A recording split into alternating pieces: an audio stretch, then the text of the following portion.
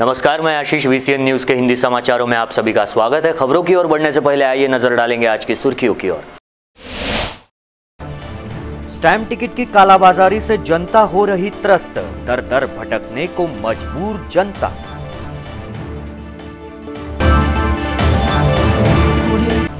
Andhra bank का auditor गिरफ्तार, कर्ज मामले के फर्जी दस्तावेजों की सकारात्मक अहवाल भेजने का है आरोप।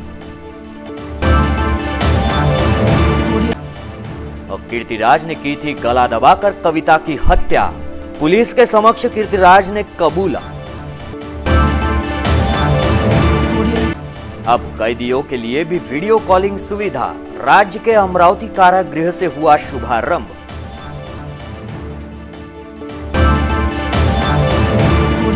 ग्रामीण पुलिस कर्मचारी ने की आत्महत्या, किसी बीमारी से त्रस्त होने के समाचार।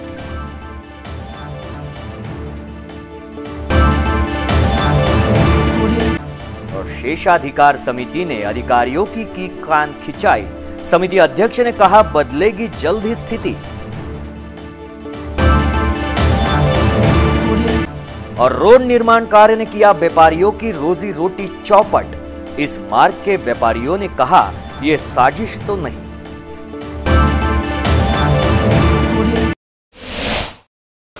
ये थी आज की सुर्खी, आइए देखते हैं खबर विस्तार से। पिछले दिनों जिले के चांदूर रेलवे से नांदगांव खंडेश्वर की ओर जाने वाले मार्ग पर मिली कविता इंगोले नामक शिक्षिका की हत्या के मामले में गिरफ्तार किए गए कविता के पति कीर्तिराज ने कबूला है कि उसने ही कविता की गला दबाकर हत्या की। जिले के नांदगांव खंडेश्वर निवासी कविता इंगोले की हत्या की मामले में जहां पुलिस ने उसके पति को हिरासत में लिया, तो दूसरी ओर पति ने ही अपनी पत्नी कविता का गला दबाकर हत्या करने की बात कबूल की।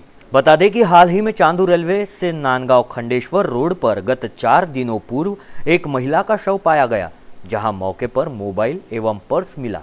मृतक महिला चांदूर रेलवे स्थित जिला परिषद स्कूल में शिक्षिका के रूप में कार्यरत थी, जिसका अपने पति कीर्तिराज के साथ 1 माह पहले हुए पारिवारिक विवाद के बाद से अपने मायके आ गई।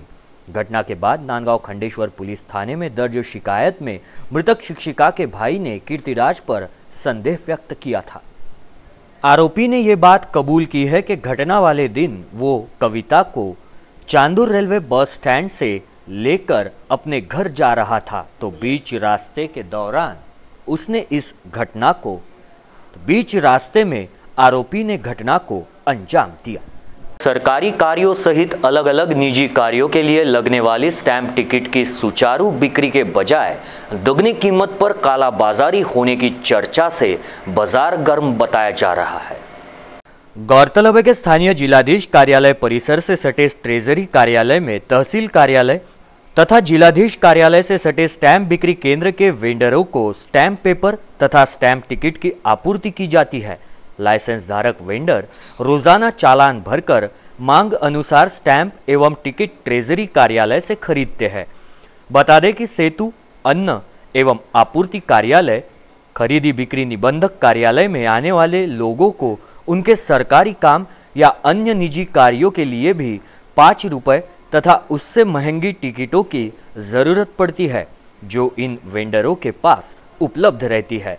लेकिन कुछ शातिर दिमाग यहाँ के कुछ वेंडरों ने टिकट आपूर्ति में कमी होने का बहाना बताते हुए इन दिनों स्टैंप टिकटों की बिक्री की कालाबाजारी प्रारंभ कर दी है, जिसके तहत यहाँ के कुछ वेंडरों द्वारा चेहरा देखकर टिकट देने का भी काम बदस्तूर जारी किया है। साथ ही जो टिकट इन वेंडरों के पास उपलब्ध नहीं हो रही है, वो यहाँ के कुछ दलालों एवं जेरोक्स मशीन संचालकों के पास दुगनी कीमत में उपलब्ध तो होती है, लेकिन वो दुकानदार भी पहले इधर उधर की बातें कर देता है। देखता हूँ, लाता हूँ, एक आध होगी तो मिल जाएगी और मिलते ही तुम्हारे नसीब में ही थी, ऐसी बातें बनाते हुए दोगुनी कीमत पर स्टैंप टिकट देता है। जबकि कुछ कार्यालय के बाबू या चपरासी बकायदा कुछ जेरोक्स सेंटर के नाम तक बताते हैं जहां टिकट मिलती है। ऐसे में क्या ये कहा नहीं जा सकता कि स्टैंप वेंडरों के साथ ही कुछ सरकारी कर्मी और इस परिसर के जेरोक्स संचालकों की आपसी साठगांठ हो। गौरतलब है कि जिलाधीश परिसर के अनेकों कार्यालयों में शहर से ही नहीं बल्कि जिले भर से किसी न किसी कार्यवश यहां रोजाना आना जाना लगा रहता है। ये आलम मात्र जिलाधीश परिसर के स्टैंप वेंडर का ही नहीं है बल्कि कोर्ट परिसर में स्टैंप बिक्री करने वाले वेंडरों का भी यही हाल है। किसी वजनदार हस्ती या किसी नामी कानून के जानकार ने आवाज लगाई तो दबाकर रखी गई स्टैंप टिकट बड़े आसानी से उपलब्ध हो जाती है, जबकि आम जनता इसके लिए दर दर भटकती है और आखिरकार मरता क्या न करता की तर्ज पर जरूरतमंद व्यक्ति दुगने दामों पर स्टैंप टिकट खरीदता है। राज्य के विधान परिषद समिति का गुरुवार को यहां दौरा संपन्न हुआ। स्थानीय जिलाधीश कार्यालय में विशेष बैठक से पहले ही समिति अध्यक्ष डॉक्टर नीलम गोरे ने पत्रकार परिषद में पत्रकारों को समिति के पास आई शिकायतों की जानकारी दी। राज्य की विधान परिषद विशेषाधिकार समिति का शुक्रवार को दौरा संपन्न हुआ। समिति के अध्यक्ष एवं विधायक डॉक्टर नीलम गोरे की अध्यक्षता में जिलाधीश कार्यालय में विशेष बैठक आयोजित की गई।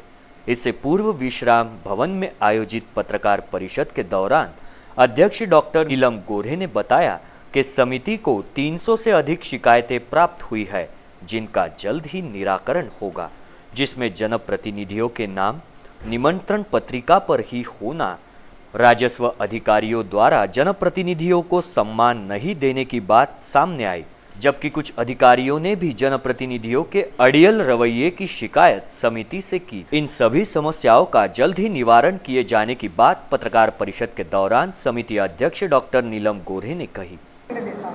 बाकी आमदार तर त्यांच्या क्षेत्रामध्ये काम करतच असतात, त्यामुळे एक हे आहे। दुसरं प्रशिक्षण आमदारांचं काही प्रमाणात सुरुवातीला सभागृहात होतं, विधिमंडळात अध्यक्ष करतात, सभापती करतात, पुस्तकं काढलेली आहेत विधिमंडळाने जवळजवळ किती 32 पुस्तकं काढलेली आहेत की कशा पद्धतीने प्रश्न लक्षवेधी प्रत्येक आपण त्याचा कसा उपयोग करायचा। आम्ही आता ऑनलाईन घेतोय सगळं विधिमंडळामध्ये सगळी माहिती जी आहे ती, आणि आमदारांचं प्रशिक्षण तर बरंच मीडिया करत असतो। कुठली गोष्ट गाजेल याच्या संदर्भामध्ये आणि कुठला माहिती आहे खास ती मीडिया एक तर म्हणजे अप्रत्यक्ष हा शोधेचा मीडिया असतो विधिमंडळातल्या आमदार खासदारांच्या यशाच्या पाठीमागे की ही माहिती समोर आणलेली आहे, आणि त्यामुळे त्यांच्या प्रशिक्षण जनता करत असते। परत जेव्हा एखाद्या गोष्टीत त्याच्या लक्षात येतं की आम्हाला काही पुरेसं नाही आहे, नवीन आमदारांना सुरुवातीला थोडं त्रास होतो, पण हळूहळू कार्यपद्धती कळून त्याच्यानंतर माणूस स्वतः तेवढं प्रशिक्षण करून घेतो। मीडियावर चर्चा करायचा विशेष अधिकार समितीला कुठे अधिकार आहे? तुमच्याबद्दल तर चर्चा कोणीच करू शकत। शहर के कैंप स्थित आंध्रा बैंक से 98 लाख का कर्ज के फर्जी दस्तावेजों की जांच कर उसका सकारात्मक अहवाल वरिष्ठों को भेजने के मामले में आर्थिक अपराध शाखा द्वारा बैंक के ऑडिटर यादव पंडारी निखारे को गिरफ्तार किया है। बता दें कि सिटी कोतवाली थाना क्षेत्र के कैंप स्थित आंध्रा बैंक की शाखा में गत 26 जून 2014 से पहले मशीनरी खरीदने के लिए फर्जी दस्तावेज पेश करते हुए स्थानीय विलासनगर निवासी आकाश हरेश्वर शिरभाते, करुणा हरेश्वर शिरभाते एवं नागपुर स्थित प्रूडेंट ट्रेडिंग कंपनी के रविंद्र देवराज गंजरे तथा रोहन भोपड़े को हिरासत में लिया जा चुका है। बताया जा रहा है कि उपरोक्त आरोपियों ने योजनाबद्ध तरीके से चिंतामणि प्रिंटर्स के लिए मशीन खरीदने हेतु कैंप स्थित आंध्रा बैंक की शाखा में पेश किए गए प्रस्ताव में से 98 लाख का कर्ज लिया था, जिसमें एक भी मासिक किस्त की अदायगी न होने पर बैंक की ओर से की गई जांच में पाया गया कि आरोपियों की ओर से कर्ज हेतु पेश किए गए दस्तावेज फर्जी है। जांच में ये बात भी सामने आई थी कि इस कर्ज के लिए जो दस्तावेजों के साथ संपत्ति गिरवी रखे जाने वाला स्थान बताया गया था वो भी अस्तित्व में ही नहीं। साथ ही कर्ज मामले में मालमत्ता को लेकर द प्रूडेंट कंपनी का सकारात्मक अहवाल बैंक के वरिष्ठों को भेजा गया था, जिसके बाद ही कर्ज मंजूर हुआ। इस मामले में तत्कालीन बैंक प्रबंधन एवं वर्तमान में इसी बैंक के ऑडिटर यादवराव पंडरी निखारे, जिनका पदोन्नति होने के बाद वो अब मुंबई में ऑडिटर अधिकारी के रूप में कार्यरत है, उसे गिरफ्तार किया गया। बताया जा रहा है कि निखारे के पास फिलहाल 4 राज्यों के ऑडिटर काम की जिम्मेदारी है। उपरोक्त कार्रवाई आर्थिक अपराध शाखा के वरिष्ठ निरीक्षक Panjabrao Vanjari, PSI Pravin Patil, ASI Dilip Waghmare, head constable Rajendra Shende, Kishor Ambulkar, Ishwar Chakre एवं शैलेश रोंगे द्वारा की गई। स्थानीय आशियाना क्लब परिसर के ग्रामीण पुलिस निवास स्थान में गत गुरुवार की रात उस समय सनसनी मच गई जब यहां के निवासी विनायक इंगोले ने परिसर के ही एक पेड़ से फांसी लगाकर आत्महत्या कर ली। स्थानीय आशियाना क्लब परिसर में बीती रात उस समय हड़कंप मच गया जब यहां के निवासी तथा ग्रामीण पुलिस के मुख्यालय में कार्यरत एक कर्मचारी ने फांसी लगाकर आत्महत्या कर ली। मृतक सिपाही का नाम विनायक इंगोले बताया जा रहा है, जिसकी उम्र 45 है। जानकारी के अनुसार फ्रीजरपुरा थाना क्षेत्र के आशियाना क्लब परिसर में ग्रामीण पुलिस कर्मचारियों के निवास स्थान है, जिसमें विनायक इंगोले नामक हेड कांस्टेबल का भी निवास स्थान है। विनायक के संदर्भ में पता चला है कि वो पिछले कुछ दिनों से बीमारी के चलते त्रस्त था, जबकि उसकी पत्नी की गत 1 वर्ष पूर्व ही मौत हो चुकी थी। परिसर के निवासियों का कहना है कि घटना से कुछ देर पहले उसे मौके पर टहलते देखा गया था, लेकिन कुछ ही देर बाद विनायक ने पेड़ के एक टहनीस के सहारे टेलीफोन वायर से फंदा बनाकर अपनी जीवन लीला समाप्त कर ली। फ्रीजरपुरा पुलिस ने आकस्मिक मौत का मामला दर्ज किया है। स्थानीय केंद्रीय कारागृह में सजायाफ्ता कैदियों के लिए वीडियो कॉलिंग सुविधा का शुभारंभ किया गया, जिसमें सजायाफ्ता महिला पुरुष कैदियों को इसका लाभ मिलेगा। पूना स्थित खुले जेल की तर्ज पर यह प्रायोगिक तौर पर प्रारंभ किया गया है। इस वीडियो कॉलिंग का लाभ यहां के सजायाफ्ता पुरुष तथा महिला कैदियों के साथ अन्य महिला कैदियों को भी मिलेगा। पूना स्थित खुले जेल की तर्ज पर यह प्रायोगिक तौर पर किया गया है। बताया जा रहा है कि समूचे महाराष्ट्र में सबसे पहले अमरावती कारागृह में प्रारंभ किया गया है। बताया जा रहा है कि आज से शुभारंभ हुए इस वीडियो कॉलिंग में 2 कैदियों ने अपने बेटों से बात भी की, जिनके नाम है श्री कृष्ण निवृत्ति पाचपांडे। इस कैदी ने अपने बेटे योगेश पाचपांडे से, जबकि सवणे ने अपने बेटे गोविंदा सवणे से वीडियो कॉलिंग के जरिए बातचीत की। इस दौरान दोनों कैदियों की आंखें भर आई। उन्हें ऐसा महसूस हो रहा था कि वे अपने परिजनों से घर पर ही बातचीत कर रहे हैं। इस सुविधा से यहाँ के कैदियों में हर्ष का वातावरण देखा जा रहा है। वीडियो कॉलिंग सुविधा प्रारंभ होने पर कैदियों ने जेल उपमहानिरीक्षक तथा अमरावती के जेल अधीक्षक समेत कांबळे का आभार माना। हिंदी समाचारों में वक्त हो चला है एक छोटे से ब्रेक का, कहीं मत जाइए, देखते रहिए VCN न्यूज।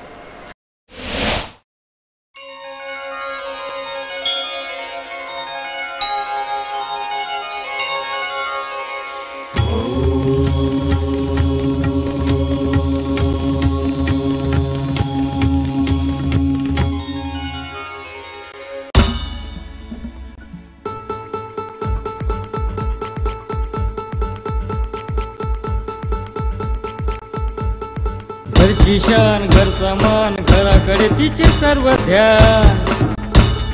कोण आहे ती, अहो हो कोण आहे ती, गृहलक्ष्मी गृहलक्ष्मी।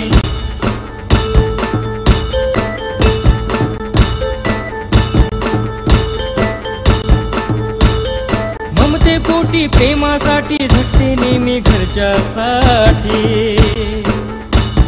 अहो पण काय केलं तिच्यासाठी, म्हणूनच तर घेऊन आलोय गृहलक्ष्मी। आनंद एका स्त्रीचा। अगं बाई, गृहलक्ष्मी, विदर्भाची गृहलक्ष्मी। ब्रेक के बाद मैं आशीष फिर एक बार आप सभी का स्वागत करता हूं। इसके साथ बढ़ते हैं अगली खबर की ओर, जहां एक और शहर के सर्वांगीण विकास की बातें हो रही है, तो दूसरी ओर शहर के ही विभिन्न क्षेत्रों में चल रहे रोड निर्माण कार्य जी का जंजाल बनते दिखाई दे रहे। स्थानीय प्रभात चौक से जवाहर गेट की दिशा में बन रहे निर्माणाधीन मार्ग को लेकर यहां के व्यवसायियों ने इसे साजिश करार दिया। गौरतलब है कि स्मार्ट शहर की दिशा में बढ़ते हुए सबसे पहले शहर के विभिन्न क्षेत्रों के मार्गों का सीमेंटीकरण का कार्य युद्ध स्तर पर चल रहा है। इसी क्रम में स्थानीय प्रभात चौक से जवाहर गेट की ओर जाने वाले मार्ग को पिछले 1 माह से भूमिगत गटार योजना के तहत खोदा जा चुका है, जिसके बाद भूमिगत गटार के टाके बनाए जा चुके, लेकिन इस मार्ग को आज तहस नहस देखा जा सकता है। आलम ये हो चुका है कि इस मार्ग पर जहां तहां हो चुके गड्ढों से आए दिन दुर्घटनाएं हो रही है, तो दूसरी ओर करीब 70 वर्ष पुराने इस व्यावसायिक क्षेत्र के अनेकों व्यापारियों की दुकानों पर ग्राहक नदारद हो चुके हैं। किसी समय ग्राहकों की भीड़ भाड़ से खचाखच भरे रहने वाले दुकानों के मालक अब मक्खी मारते देखे जा सकते हैं, क्योंकि रोड निर्माण कार्य ने यहाँ के व्यापार को चौपट कर दिया। बताया जा रहा है कि जल्द से जल्द इस मार्ग के निर्माण कार्य को पूरा कराने के निवेदन को लेकर यहाँ के व्यापारियों ने विधायक डॉक्टर सुनील देशमुख से मुलाकात की, जिसके बाद भी इस रोड के निर्माण कार्य करने वाले ठेकेदार ने कोई गंभीरता नहीं दिखाई। कुल मिलाकर यहाँ का निर्माण कार्य कछुए गति से चलने को लेकर व्यापारियों ने इसे बड़े बड़े व्यापारिक क्षेत्र के संचालकों की साजिश करार दिया। त्या रोडमुळे इथं धुळा उठतो पुष्कळ आणि गिरायकी कमी झाले, दोन्हीकडे रोड बंद केलं गिरायकी येऊ शकत नाही आणि हे डबल खोदून ठेवलेलं आहे त्यांनी। पहिलं ड्रेनेजसाठी खोदलेलं आहे, आता पुन्हा अजून डबल खोदून राहिले, त्याच्यानंतर पुन्हा अजून ते वायरिंगसाठी खोदणार आहे, त्यामुळे किती दिवस काम चालणार आहे। आणि आता हा जो सध्या खोदला आहे तर याच्या वायरिंगच्या वेळेला परत पुन्हा खोदल्या जाईल आणि याच्यावर आता सिमेंट कॉन्क्रिटीकरण होत आहे, याला जवळपास किती दिवस वेळ लागेल सांगितलं इंजिनियर? 15 दिवस म्हणे त्यामध्ये सांगायचं, फक्त इथे प्रमाण टाकीपर्यंत 15 दिवसात होईल। मात्र कामाची गती 5 दिवसात 15 फुटी काम केलं नाही, 5 दिवसात 15 फुटी काम झालं। जिले के मोर्शी तहसील स्थित लहगांव में चल रहे घरकुल योजना के तहत बड़े पैमाने पर भ्रष्टाचार का आरोप ग्रामवासियों की ओर से लगाते हुए जिला परिषद के मुख्य कार्यपालन अधिकारी को ज्ञापन सौंपा गया एवं ग्राम सेवक पर कार्रवाई की मांग की गई। बता दें कि शहर सहित जिले में घरकुल योजना चल रही है। ये योजना मोर्शी तहसील के लहगांव में भी कार्यान्वित है, जिसे लेकर ग्रामवासियों का आरोप है कि घरकुल योजना के तहत जरूरतमंदों के बजाय इसकी सूची में उन लोगों के नाम समाविष्ट किए गए जो जरूरतमंद नहीं है। साथ ही एक ही शौचालय के लिए 2 व्यक्तियों के नामों का समावेश किया गया है। इसके लिए यहाँ के ग्राम सेवक को दोषी करार देते हुए लहगांव के ग्रामवासियों ने शुक्रवार को जिला परिषद के मुख्य कार्यालयीन अधिकारी को सौंपते हुए ग्राम सेवक पर कार्रवाई की मांग की है। घरकुलात झालेल्या भ्रष्टाचाराविषयी वाचा फोडण्यासाठी आम्ही ही आज पत्रकार परिषद घेतली। आमच्या लेगावात एकाच माणसाला 2 घरकुले दिली आणि ज्यांना गरज आहे घरकुलाची अशा 10-15 लोकांना त्यांनी वगळून टाकलं आणि निवेदन देऊन अधिकाऱ्याने किंवा पंचायत समितीने, कलेक्टरने, जिल्हा परिषदला निवेदन देऊन कोणत्याही त्या निवेदनात कोणतीही कारवाई होऊन नाही राहिली, म्हणून आम्ही आज इथे आलो। नाही हे आम्ही निवेदन केलं। स्थानीय शिव टेकड़ी परिसर में घूमने आने वाले तथा मॉर्निंग वॉक के लिए आने वाले स्थानीय एवं पर्यटकों के लिए फ्री वाईफाई सुविधा की शुरुआत की गई। महानगर पालिका अमरावती व गुडलक ब्रॉडबैंड प्राइवेट लिमिटेड इनके संयुक्त तत्वाधान में स्थानीय शिव टेकड़ी अमरावती में मुफ्त वाईफाई सुविधा शुरू की गई है। यह कार्यक्रम 10 नवंबर के दिन सुबह 9:30 बजे आयोजित किया गया। इस कार्यक्रम के उद्घाटक आमदार सुनील देशमुख व अध्यक्ष महापौर संजय नरवणे थे। इस समय मंच पर स्थायी समिति सभापति तुषार भारतीय, उप महापौर संध्याताई टिकले, महापौर संजय नरवणे, पार्षद दिनेश भूप, साथ ही विरोधी पक्ष नेता बबलू शेखावत आदि मान्यवर उपस्थित थे। मुफ्त वाईफाई होने से स्थानीय नागरिक बड़ी संख्या में इस सुविधा का लाभ उठा सकेंगे, यह विचार मान्यवरों ने व्यक्त किए। इस समय बड़ी संख्या में परिसर के नागरिकगण उपस्थित थे। शहर के महानगर पालिका मुख्यालय में शुक्रवार को महानगर पालिका ठेकेदारों की संगठना के कार्यालय का उद्घाटन महापौर संजय नरवणे के हाथों किया गया। इस अवसर पर उप महापौर संध्या टिकले, सभापति तुषार भारतीय समेत निगमायुक्त हेमंत पवार तथा अन्य गणमान्य बड़ी संख्या में उपस्थित थे। सर्वप्रथम दीप प्रज्वलन पश्चात रिबिन काटकर कार्यालय का उद्घाटन किया गया। स्वागत गीत पश्चात सभी अतिथियों को तुलसी का पौधा भी भेंट किया गया। अध्यक्षीय संबोधन में महापौर ने कहा कि ठेकेदार महानगर पालिका की रीढ़ की हड्डी है। तो वहीं कार्यालय की मांग बरसों पुरानी है। अब तक ठेकेदार बेंच पर बैठा करते थे, उनका महानगर पालिका को हमेशा सहयोग ही रहा है। महानगर पालिका की ओर से महापौर का नाम हर संभव मदद करने का वादा ठेकेदारों से किया। महानगर पालिका आयुक्त पवार ने कहा कि ठेकेदारों के निरंतर प्रयासों को सफलता मिली। महानगर पालिका की आय बढ़ाने के लिए सामूहिक प्रयास की जरूरत है। सभागृह में हमेशा चर्चा होती है, मगर उपाय योजना पर अमल नहीं किया जाता। 17 नवंबर को महानगर पालिका की आय बढ़ाने के लिए स्वतंत्र बैठक का आयोजन किया गया। भारतीय ने संबोधन में कहा कि लंबे इंतजार के बाद फल मिलने का आनंद कुछ और ही है। मैंने विशेष ध्यान देकर कार्यालय उपलब्ध करवाया। ठेकेदारों को टेंडर भरने के लिए जगह ही नहीं थी। महानगर पालिका कर्ज में डूबी है और कर्मियों को नियमित वेतन देना पड़ता है। पार्षदों का 7 माह से मानदेय नहीं मिला है। सरकार से 10 करोड़ की मांग इस बारे में की गई है। अगर 100% टैक्स वसूला गया तो महानगर पालिका को 100 करोड़ की आय हो सकती है। बार बार सरकार से विशेष निधि लाने की जरूरत ही नहीं पड़ेगी। इस समारोह का संचालन अमय भेल्डे, प्रस्तावना नितिन अग्रवाल एवं आभार अशोक खानोरकर ने माने। महानगर पालिका के आला अधिकारी राजनैतिक कार्यक्रमों के साथ वरिष्ठों की जी हुजूरी करने में व्यस्त है। महानगर पालिका खुद के भंगार यार्ड का रखरखाव नहीं कर पा रही, तो वहीं शहरवासियों के शहर के विकास की उम्मीदें लगाए बैठे हैं। देखिए किस तरह लाखों का माल पड़े पड़े सड़ा रही है पालिका। महानगर पालिका का सुस्त व लापरवाह प्रशासन अपने ही यार्ड का रखरखाव नहीं कर पा रहा है, तो शहर का विकास किस प्रकार करेगा। मनपा के इस यार्ड में लाखों रुपए का भंगार माल महीनों से पड़ा सड़ रहा है, किंतु कुंभकर्ण की नींद में सोए हुए मनपा प्रशासन के अधिकारी व आयुक्त द्वारा कोई उचित कार्यवाही नहीं की जा रही है। इस भंगार माल में टेबल, कुर्सियां, हाथगाड़ियां, बोर्ड, कई प्रकार के टीन के डब्बे, कचरा पेटियां व कई कंप्यूटर शामिल है। एक और तो मनपा हमेशा ही विकास कामों के लिए आवश्यक निधि नहीं मिल पाने का कारण बताती रही है, तो दूसरी ओर मनपा की लापरवाही से लाखों रुपए का यह भंगार माल पड़ा पड़ा सड़ चुका है। अब देखना यह होगा कि यह भंगार माल के अच्छे दिन कब आते हैं। अम्बा नाले की सफाई की शुरुआत हुई तो एक नया कारनामा सामने आया। महानगर पालिका मजदूरों के साथ स्वास्थ्य के साथ किस तरह खिलवाड़ कर रही है, आप खुद देखिए इस खास रिपोर्ट में।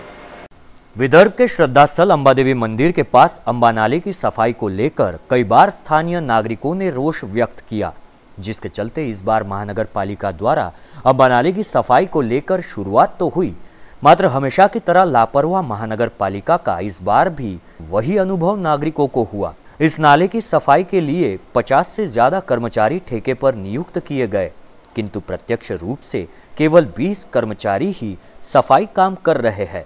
इन कर्मचारियों के स्वास्थ्य की सुरक्षा को लेकर भी महानगर पालिका प्रशासन खिलवाड़ करती नजर आई, जहां सफाई के लिए आवश्यक जूते, हैंड ग्लोव्स आदि वस्तुओं के बिना ही ये कर्मचारी नाले की सफाई कर रहे हैं।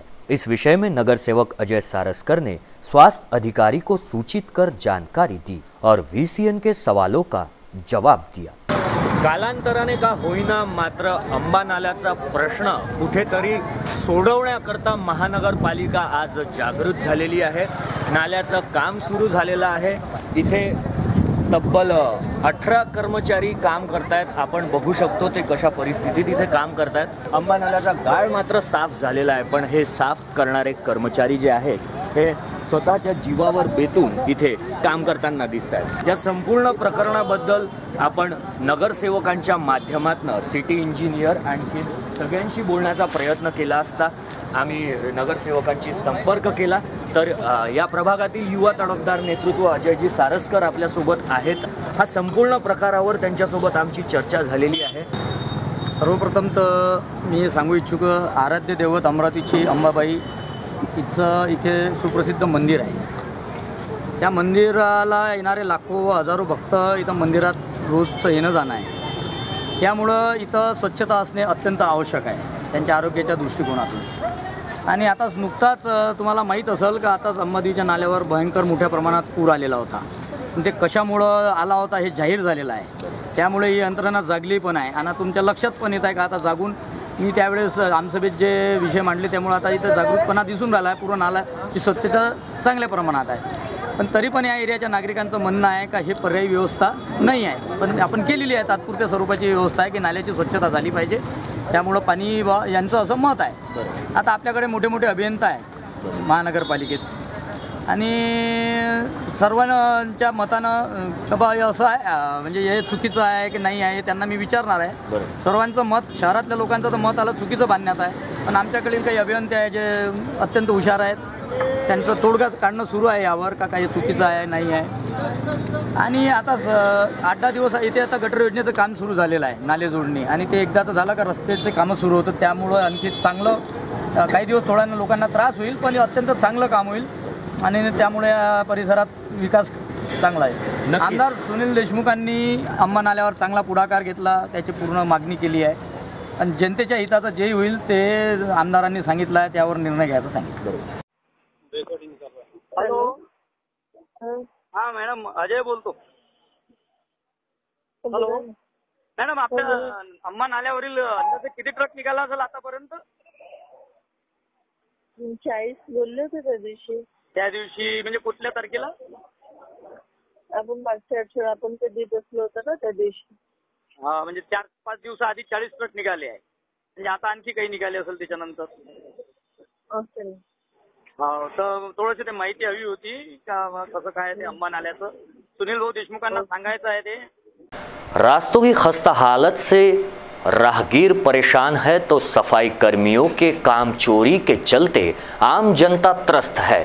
अभी भी कई घरों में नालियों का पानी घुसने की शिकायतें रुकने का नाम नहीं ले रही.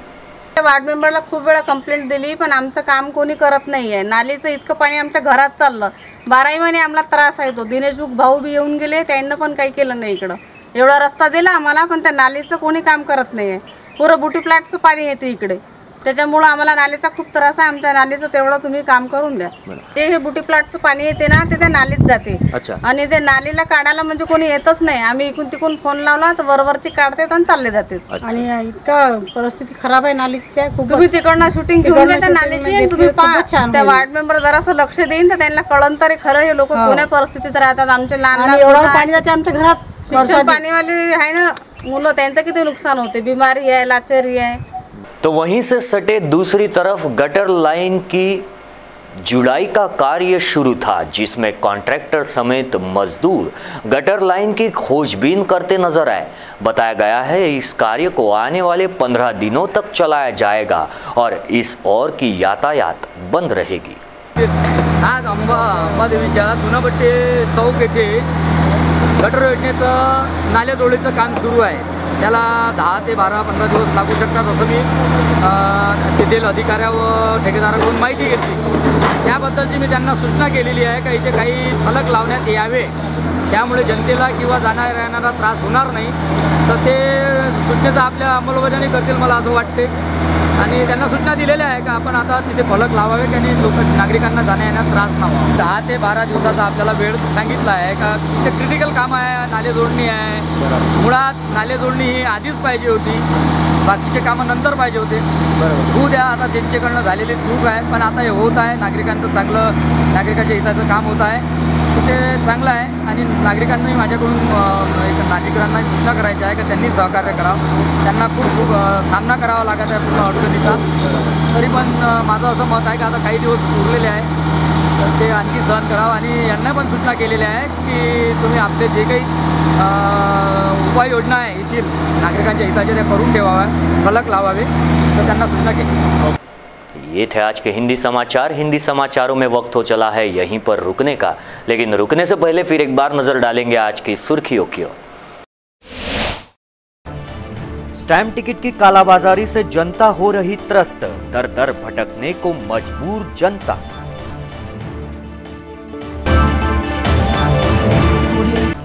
आंध्रा बैंक का ऑडिटर गिरफ्तार. कर्ज मामले के फर्जी दस्तावेजों की सकारात्मक अहवाल भेजने का है आरोप. कीर्तिराज ने की थी गला दबाकर कविता की हत्या.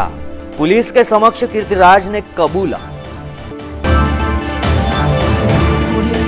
अब कैदियों के लिए भी वीडियो कॉलिंग सुविधा.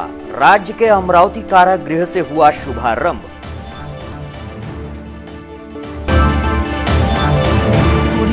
ग्रामीण पुलिस कर्मचारी ने की आत्महत्या, किसी बीमारी से त्रस्त होने के समाचार।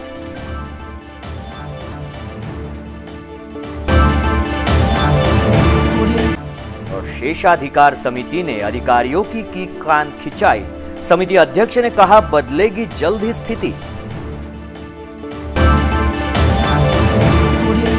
और रोड निर्माण कार्य ने किया व्यापारियों की रोजी रोटी चौपट। इस मार्ग के व्यापारियों ने कहा ये साजिश तो नहीं।